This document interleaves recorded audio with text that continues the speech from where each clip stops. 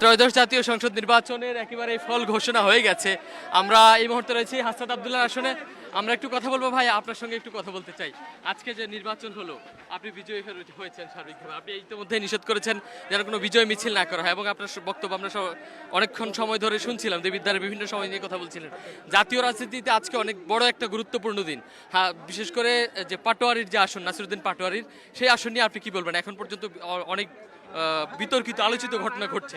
আমরা পাটোয়ারি ভাইয়ের আসনকে পাটোয়ারি ভাইয়ের বিজয় ঠেকানোর জন্য আমরা দেখলাম সেখানে হচ্ছে যেগুলো ক্যান্সেল করে দিয়েছে যে ব্যালটগুলো, সেগুলোকে যেন গুণা হয় সেজন্য মির্জা আব্বাস নিজে থেকে সেগুলো হচ্ছে ম্যানিপুলেট করছে, অ্যাডমিনিস্ট্রেশনকে ম্যানিপুলেট করছে।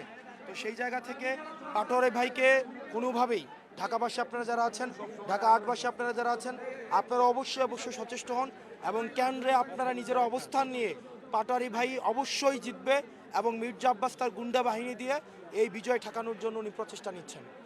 ভাই, আপনার বিজয় যারা ভোটার, তাদের একটা প্রত্যাশা ছিল যে হাদি হত্যার বিচার নিয়ে। এই বিষয়ে আপনার কি? আমি আমার জায়গা থেকে বলেছি হাদি ভাইয়ের যে ইনসাফের লড়াই সেটা অব্যাহত থাকবে এবং হাদি হত্যার বিচার অবশ্যই নিশ্চিত করা হবে ইনশাআল্লাহ। আর এই যে দেবিদ্বার এলাকা কুমিল্লা অংশে, কুমিল্লা বিভাগ নিয়ে একটা ভালো আলোচনা হচ্ছিল। এই বছর আপনি এমপি হয়েছেন এবং বলছিলেন যে সংসদে গেলে 1 মাসের মধ্যে বাস্তবায়ন হবে। ইয়েস, গণভোট বাস্তবায়ন হইলে, ভোট বাস্তবায়ন হলে অটোমেটিক হচ্ছে কুমিল্লা বিভাগ হয়ে যাবে। সবশেষ কুমিল্লার যারা দেবিদ্বার বাসিন্দা, যারা আপনাকে ভোট দিয়ে নির্বাচিত করেছে, তাদের উদ্দেশ্যে কি বলবেন? আমরা সবাই একসাথে মিলে দেবিদ্বারটাকে করতে হবে, সবাই একসাথে মিলে।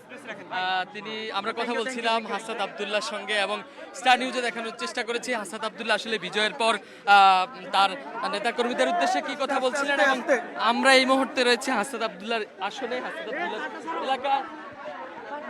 হাসনাত আব্দুল্লাহর এলাকায় আছি এবং আমরা দেখানোর চেষ্টা করেছি যে হাসনাত আব্দুল্লাহ আসলে কিছুক্ষণ আগেই আমরা হাসনাত আব্দুল্লাহর যে বক্তব্য এবং এলাকাবাসীর উদ্দেশ্যে, অর্থাৎ তার ভোটারদের উদ্দেশ্যে তিনি বক্তব্যে বলছিলেন যে তারা যেন কোনো বিজয় মিছিল না করে। এই দায়িত্ব তাকে মূলত আল্লাহ তাআলার পক্ষ থেকে বলছিলেন তিনি, যে আল্লাহ তাআলার পক্ষ থেকে তিনি সেবক হিসেবে নিয়োজিত হয়েছেন এবং সেই দায়িত্বটি পেয়েছেন।